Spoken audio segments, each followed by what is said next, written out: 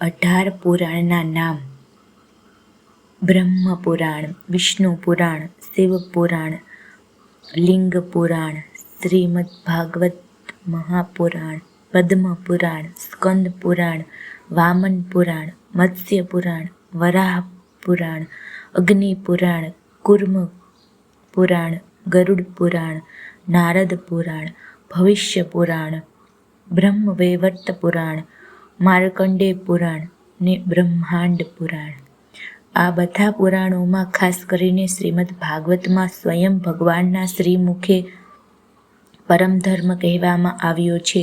શ્રીમદ ભાગવતમાં ચતુશ્લોકી બધા વેદોનો સાર છે. 18 પુરાણ વિસ્તૃત છે, ઉદાર છે.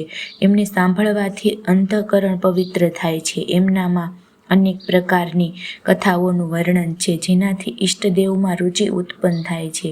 એ બ્રહ્મપુરાણ વગેરે 17 પુરાણ સાધન છે અને શ્રીમદ ભાગવત મહાપુરાણ સાધ્ય છે. પુરાણોમાં આ ફળ સ્વરૂપ છે. પુરાણોમાં 18 મહાપુરાણો અને 18 ઉપપુરાણોનો સમાવેશ છે.